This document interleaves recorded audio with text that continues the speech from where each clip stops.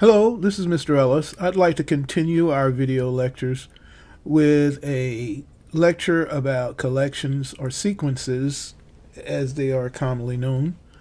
Uh, it's like a variable. Sequences are storage locations in program memory. And you can think of the structures as contiguous storage areas with one name, meaning that you use one name to access many values. This is a common uh, structure throughout all program languages: arrays, lists, tuples, dictionaries. We'll cover them, but they're a pretty common storage methodology. Okay. And what I'd like to explore here is lists and tuples. Okay. I want to revisit variables. A variable has one name and one value that is stored in it. I can actually create a variable and populate it with an input statement. We talked about the output statement, which was the print statement. I would like to now cover the input statement for your future assignments. Okay. Input allows us to accept external information into our program. Okay. So we use what is commonly known as a prompt to have the user enter data that will be used in our program. In this case, I wanted to enter my name. Okay. I, again, use the assignment character, the equal sign, and instead of populating the value with a string, and inputs always return a string, so if you get a number, you have to cast it. We'll talk about that.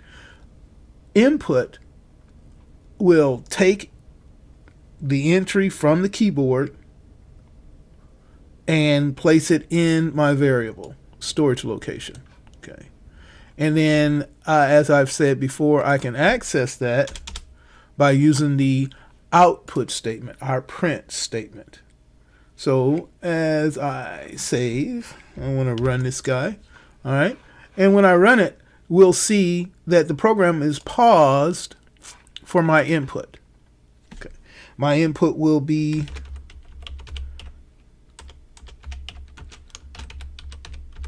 William Jackson, and I hit enter, and it takes that information in and places it in the variable in the output stream. Now let's compare that to a list.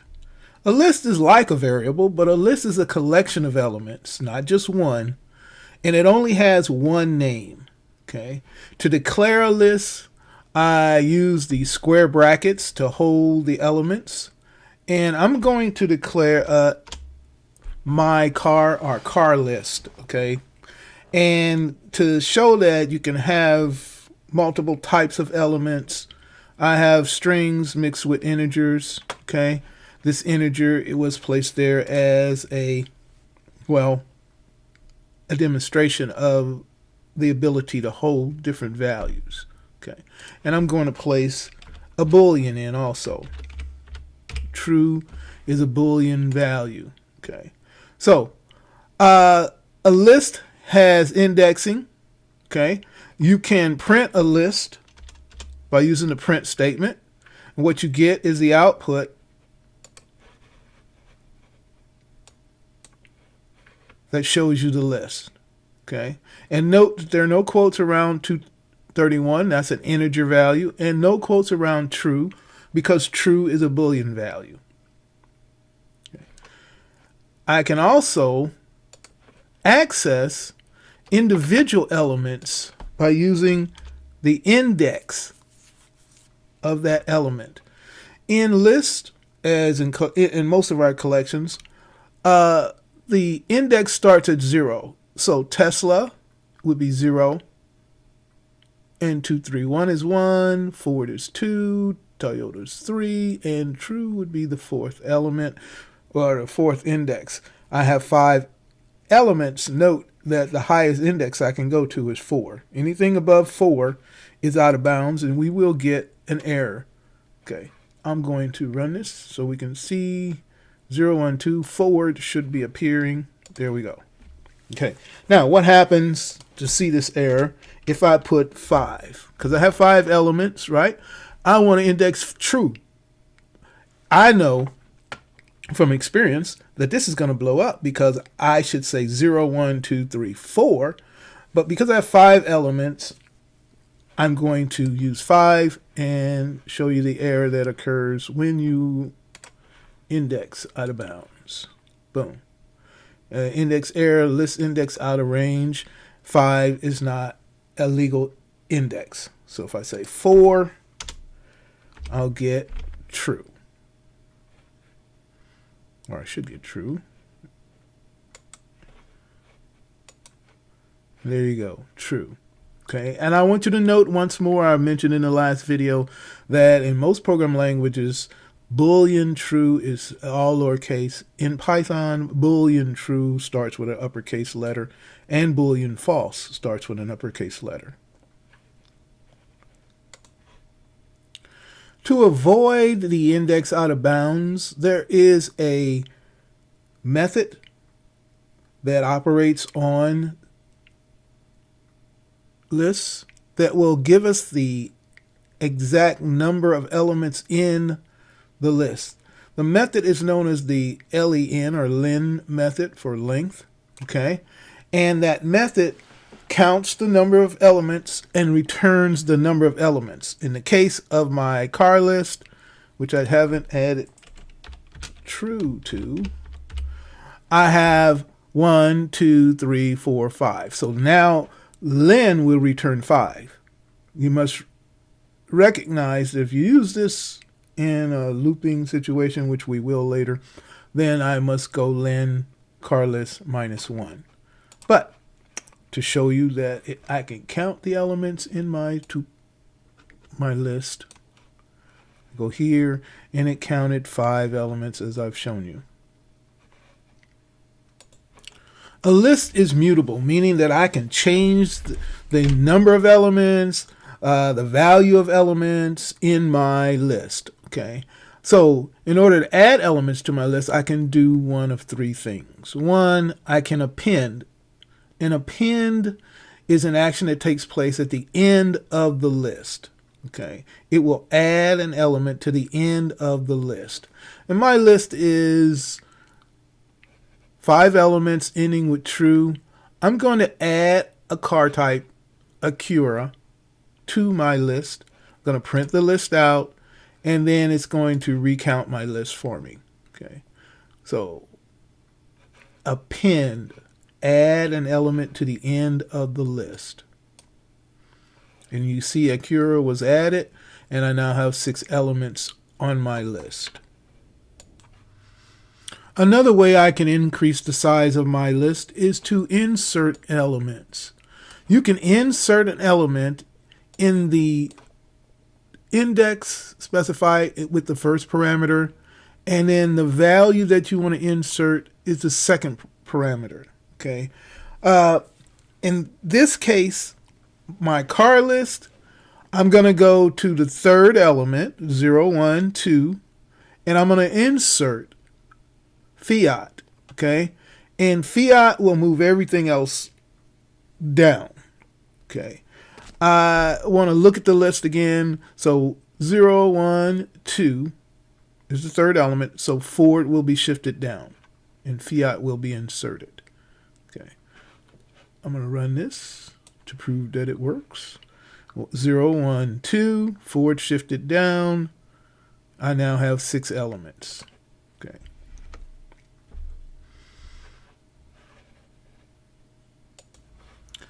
And using another method to extend my list, I can add 2 lists together or extend one list with the values of the elements of another list. I've calculated, or I have placed in another list names of cities. And again, a numeric value to show you that you can move any type of object. Okay. car list now will be extended by cities. Okay, this is like adding two lists together. And then I'm going to print the car list to show you the results of that value. If this is not an error, I don't see too many blank lines. Oh, okay. It doesn't like that. Sorry. All right, and so now I'm going to add my two lists together and list it. Okay, and here you see the end of my original, and these were added to my original. This is all car list, and this is a new car list. So I have changed the list, so it is mutable. It is changeable. Okay. All right, now that I've added elements and changed my list, what happens when I want to remove elements? You can remove elements from your list by using the pop method or the remove method. The remove method is more common because you actually know what you would like to remove. Pop simply pops off an element at the end of your list. Okay, so what I'd like to do here is use the remove element to remove Kirkwood. Kirkwood is my alma mater, so I'm going to cut him out. Okay. I'm going to have a problem here because I commented out cities and I needed to change. Okay. All right. So now, after I've taken care of that error, it should work correctly. I'm going to remove Kirkwood from my list. And I'll show you the list first. This is the starting of the list. And you can see Kirkwood is present. And then after the operation, you see Kirkwood has been removed. And I now have 9 elements in my list.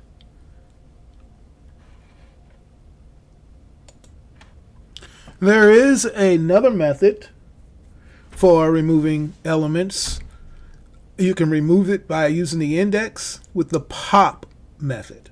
Pop with no index will remove the last element in your list, but pop with a specified index will remove that element from your list. I want to remove the third element from my list. I'm going to have, I think, 9, so I'm going to remove the third element from my list. Okay, so what I'll do is I will run this, print it, and then remove. Okay, all right, here you see the list after the operation. Okay, and I have now removed the third element. 0, 1, 2, 3, and Ford has been removed. Okay, and now I have 8 elements. Now I'd like to talk about tuples. A tuple is very much like a list. With the exception that a tuple is immutable, meaning you cannot change the values or positions of a tuple, and so it is basically a hard-coded list that you would use in the case where you don't need to change values. You just need a list of elements. Tuples are quicker than lists, so there's that aspect of a tuple that makes it a value. Tuples are declared using the parentheses, open and close parentheses, rather than the square brackets. Okay, it has methods that are similar. Let's see which methods are available in a tuple. In order to do so, I will print a help feature for this particular tuple, which is my tuple. Okay, and once I print it, it will show me all the methods that are available for the use with tuples.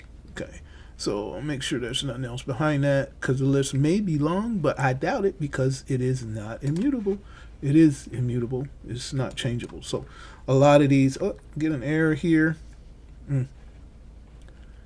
Yep, Mr. Ellis. I was using comments to hold code back So now let us go and run this and see what we get. We get methods such as index. I can find the index of an individual. Count. I can count the number of elements in my tuple. These are length, of course, is the one that tells me how many elements are in my tuple. Count will count duplicates. Sorry. Contains is important. You can check to see if an element is actually a part of your tuple.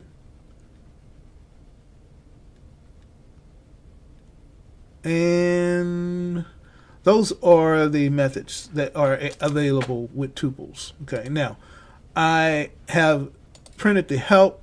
I'm going to print the length of my tuple, and I'm going to print my tuple.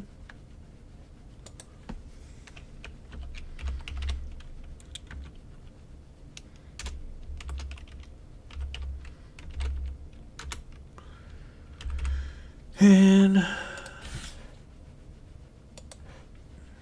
so length is available. I have 4 elements. Okay. I can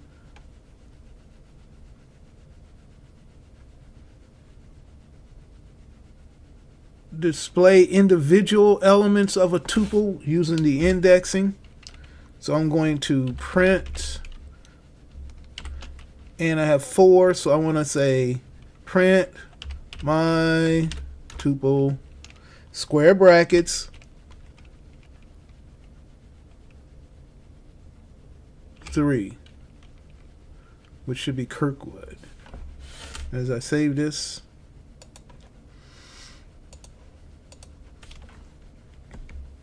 I'm going to run it,